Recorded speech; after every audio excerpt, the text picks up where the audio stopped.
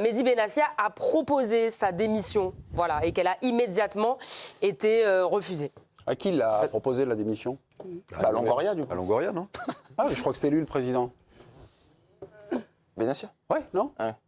C'est l'impression que ça donne. Non, non, ce qui s'est dit, je dois démissionner. Non, je sais pas, non? Non, moi je. Non, je raconte peut-être des bêtises, corrigez-moi. Hein. Après, ils avaient dit que normalement, ils avaient lié leur sort tous les trois. À De Zerbi. Et à Longoria. Donc, Non, mais, c'est pas étonnant en fait d'entendre ce genre de propos, parce que c'est vrai que Benassia et De Zerbi, ils étaient quand même très liés. En fait, est-ce qu'ils ont tous un contrat où ils sont obligés d'avoir un drama par jour à Marseille ou, parce que... C'est dans le contrat, oui. Non, mais parce que ce qui est en train de se passer, à chaque fois qu'il faut ramener un peu de calme et de stabilité, on rajoute une couche de drama, d'énervement, d'excitation autour des dirigeants, avec des histoires finalement qui sont des histoires, on a l'impression d'ego, des enjeux d'image, etc. Moi, je ne comprends pas. Tout ce dont a besoin un club, je suis bien placé pour le savoir, parce qu'en suivant Lyon cette saison, qui est en Ligue 2 cet été, ils sont revenus par la stabilité, et que par la stabilité, et le calme et la tranquillité. Et Marseille fait tout l'inverse, avec beaucoup plus de moyens, avec un effectif qui a été construit et qui est largement meilleur à la base en termes de qualité. Donc je ne comprends pas pourquoi... Non, mais c'est vrai que si cette information est confirmée, elle est catastrophique. Mais c'est catastrophique. C'est catastrophique, quoi. La seule chose qu'il a à faire au lendemain de limogeage de De Zerbi, c'est de dire « je m'en vais moi aussi ». C'est qu'il a ses raisons, moi je pense qu'il le fait. Enfin, faut pas. Peut-être qu'effectivement. Peut-être que lui aussi, il va être aussi en phase avec lui-même, parce que comme il l'avait dit, sinon il passe aussi pour un menteur. Il a déjà eu des phrases un peu énigmatiques, des sorties dans la presse où il disait voilà. Il passe son temps à dire en interview qu'il n'est pas là pour 20 ans. Voilà. Il est là au service de l'OM. Il a même dit, c'est épuisant, etc. Ouais. Non, mais tout à l'heure, il l'a déjà dit plusieurs fois. Tout à l'heure, excusez-moi, j'ai fait un trait d'esprit. Mais donc, Mehdi Benassia est arrivé comme une sorte de conseiller sportif indépendant pour aider Pablo Longoria. On est en novembre 2023. Puis depuis, quand même, j'ai regardé quand même, il a bien tissé sa toile, l'homme de passage. Ali Zarak et son adjoint, Bob Tarry, le directeur de la performance, Thomas Hurtaud, traducteur, installé par lui. Hein. Vous continuez? On continue. Belabdès Boissi, le transfuge de Beansport, proche des joueurs. Benjamin Arnault, le secrétaire général accès des contrats du Mercato. Enfin, un peu de style de recrutement. Benassia s'appuie sur Christian Ercolani, ex-Manchester United, et Romain Barque. Donc il est de passage. Mais tu vas en venir, enfin, je veux dire, t'arrives, t'es directeur sportif d'un club, que tu ramènes ta team. Quand Villas-Boas il signe à l'OM, ils sont, je crois, 11 gars dans son staff. Moi, ça me choque pas qu'un directeur sportif, il se pointe, il ramène ses gars. Luis Campos, il a fait quoi au Paris Saint-Germain? Tu crois il est venu tout seul? Du cuistot jusqu'au préparateur physique en passant par les adjoints, il a eu son mot à dire. Non, mais il est indépendant aussi. Hein. Oui, mais donc il nous fait pas le coup. Je suis de passage. Ouais. Non, mais c'est pas ça, il travaille avec ses hommes de confiance. Non, mais si, et lui, il peut partir et ils peuvent rester. Il y a une raison à ça. Il y a une raison à ça, c'est qu'il y avait plusieurs courants de pouvoir à son arrivée à l'OM. Il y avait notamment le directeur général, dont le nom m'échappe, qui était l'ancien de Saint-Etienne. Stéphane Tessier. Et il a fallu qu'il installe justement des hommes à lui en contre-pouvoir. Pour asseoir son pouvoir oui. Et devenir l'homme fort.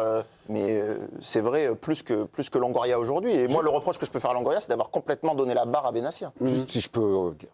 Juste rentrer dans ton émission. Si non, mais c'est plus rentrer dans ton émission. Ouais. Mais je vais essayer. Allez-y, vous parlez trop, Hugo. Voilà, répondre à une question que vous avez posée. Qui a tué Il y a Madame Rabiot qui vient de m'écrire, qui me dit c'est bien De Zerbi qui a tué Rabiot. Ah, mais merci. Déjà, vous avez. Merci Véronique. Merci sa version. Vous avez sa version. Ensuite, sur les attentes, moi, qui vous a vendu? Peut-être Hugo Guimet, qui était un grand fan, je vous rappelle, de Hugo De Zerbi. De Roberto De Zerbi, oui, Brighton, la meilleure équipe d'Europe. Je me souviens de l'avoir entendu dire ça. Bon, moi, je n'étais pas tout à fait sur la même longueur d'onde que lui, mais j'avais peut-être tort. Vous regardez les matchs? Mais non, mais peu importe. Hugo aussi. Mais on a le droit de ne pas avoir le même point de vue. Non, mais il y avait quand même une hype de Zerbi. Mais la hype, elle est provoquée par qui? Par qui? Mais attendez, je vais pas demander à Mme Rabiot de répondre, je vous demande à vous. Mais par le milieu, voilà, par le milieu. Et c'est qui le milieu? C'est toi, c'est moi, c'est nous. C'est tout le monde. Mais moi, j'attendais rien. Mais sauf que je n'attendais rien de De Zerbi parce que j'étais pas un fan absolu de De Zerbi. J'ai vu ce qu'il faisait à Brighton. Ok, il a amené Brighton, il a fait des super matchs avec Brighton, qu'il a classé 7e ou 8e, il l'a amené en Ligue Europa. Bon, très bien. Super. Mais De Zerbi, c'est pas, je suis désolé, hein, mais c'est pas Luis Enrique, c'est pas Ancelotti, c'est pas Thomas Tuchel, c'est pas Jürgen Klopp. Personne n'a jamais dit ça. Non, mais j'attendais pas grand-chose de De Zerbi. Non, mais juste, je finis si tu permets.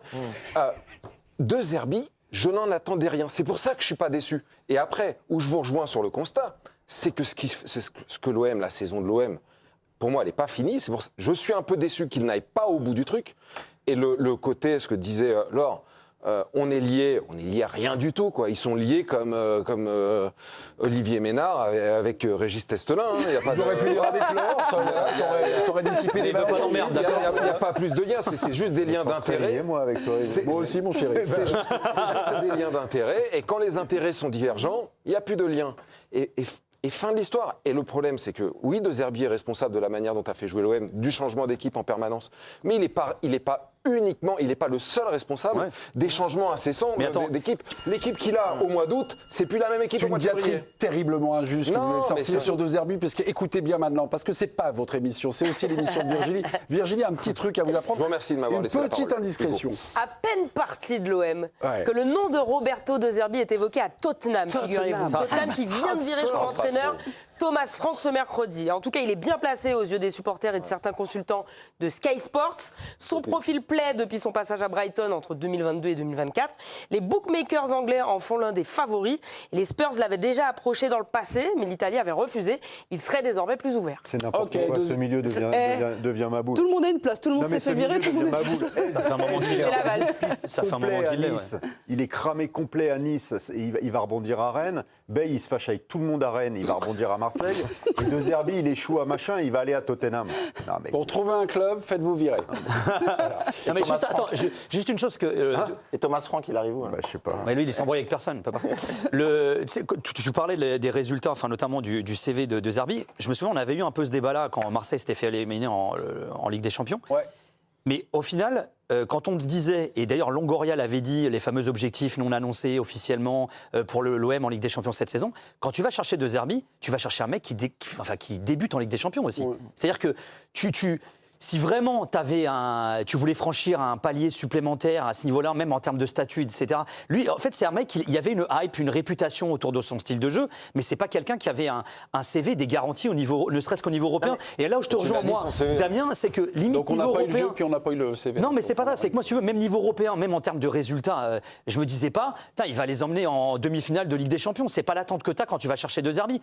Mais là, je comprends ta frustration par rapport au jeu. Moi non plus, j'ai pas vu ce qu'on pensait voir. Je m'attendais à un ce petit qu'on truc, attend, je m'attendais à un truc comme Bielsa, un petit truc un peu pétillant. Mais Bielsa, il avait une expérience que n'avait pas De Zerbi encore, par exemple. Oui, mais bon, même pendant 6 mois, j'étais content. Oui, monsieur. Pour rétablir un peu par rapport à ce qui a été dit, notamment à côté de moi, parce que la hype de Zerbi, ça vient pas de nulle part. C'est pas un truc qui a été inventé sur les plateaux télé. Ouais. C'est quelque chose qu'on a vu, qui était. C'est le style de Zerbi, l'identité de jeu de Zerbi, c'est quelque chose qu'on a vu à Sassuolo et qu'on a vu à Brighton. Non, c'était mais c'est deux pas grave, équipes. je lis quelque chose. Sassuolo et Brighton, c'est des équipes moyennes de leur championnat respectif, qu'il a fait performer, qui ont fini 6-7e de leur championnat, en tapant très souvent les grosses équipes, avec un jeu vraiment de possession et offensive, donc il y avait une vraie identité de jeu. Ouais. Et dans ces clubs-là, parce que là je mets fin à un mythe aussi, parce que Nico s'est appuyé là-dessus, notamment sur le turnover des joueurs, que ce soit à Sassuolo ou à Brighton, il y avait un turnover de joueurs énorme à tous les mercatos. Et pourtant, l'identité de dans jeu les de De Zerbi, elle perdurait. Elle perdurait. C'est juste qu'il n'a pas réussi à faire ça les à faits Marseille. sont là, Hugo. Point. Regarde, et c'est pas moi qui te le dis. Le costume était trop Le grand pour lui. CES, c'est scientifique, c'est statistique, c'est écrit, c'est noir sur blanc. Le club qui a le bien plus sûr. qui a le plus brassé de transferts sur les dernières années, c'est l'Olympique de Marseille. Ils sont dans le top 3 européen. C'est pas Sassuolo, c'est pas Brighton. C'est pas Rijon, c'est pas Valladolid non plus. Information de nos confrères d'RMC, donc Mehdi Benassi a proposé sa démission, démission refusée. Par qui, je ne sais pas. Parce qu'aujourd'hui, dans l'équipe, vous savez que je lis tous les jours le quotidien de l'équipe. Bah oui, j'espère bien. J'espère bien, non. C'est pas mal comme journal. C'est pas un devoir, c'est un plaisir. Ah si, c'est un devoir. Longoria, la stratégie du silence. Donc le président n'est plus en première ligne.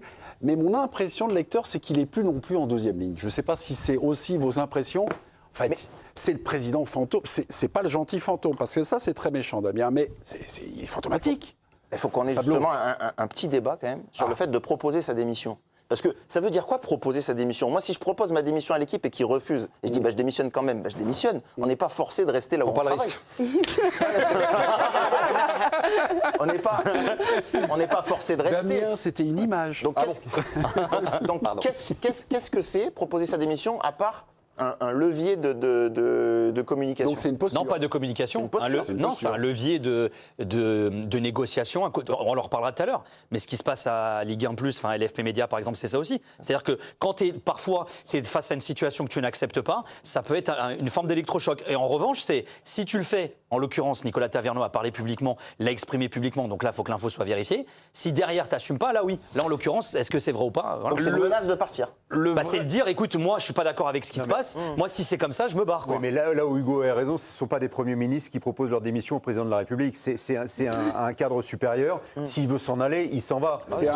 C'est un directeur du football qui passe son temps dans l'interview à dire je suis de passage. En plus. Je suis pas. Le vrai Je président. vois pas ce qui te choque là-dedans, mais pourquoi t'insistes avec ça, franchement? Pourquoi t'insistes avec ça? Posture. Parce qu'il a l'impression qu'il n'est pas de passage. Mais posture de quoi? Posture, insincérité totale. Mais parce qu'il le sait lui-même, t'es à l'OM, mais qu'est-ce que. Enfin, attends, puisque t'as fait le bilan là. Que ce soit pas la poste. Non mais t'as fait l'inventaire de tous les dirigeants qui sont passés à l'OM là sur les 6 derniers mois, les Papins, parce que en fait on parle des joueurs mais c'est pareil dans les bureaux. Bah lui il sait où il met les pieds aussi. Ouais. Il sait que c'est prenant, que c'est usant et que il peut dégager du jour au lendemain. Moi franchement je vois pas ce qu'il y a de choquant dans ce qu'il dit. Benassia et Longoria se parlent plus. Vous le saviez ou je vous l'apprends? Non, je vous l'apprends. Je vous l'apprends. Non, Benassia et Longoria, ils se parlent un petit peu comme ça, mais Ils se parlent encore. Benassia et Longoria. Bonjour, bonsoir. Quoi. Il lui a forcément parlé pour refuser sa démission. Bah, justement, justement, c'est pour ça que j'ai, voilà, c'est pour ça que j'ai un petit doute, quoi. J'ai un petit doute.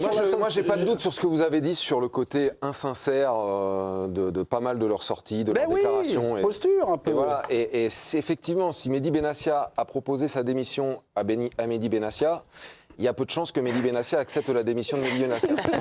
Donc justement, il y a beaucoup de chances qu'il l'accepte. Bah non. Il va vouloir rester, Mehdi Benassia.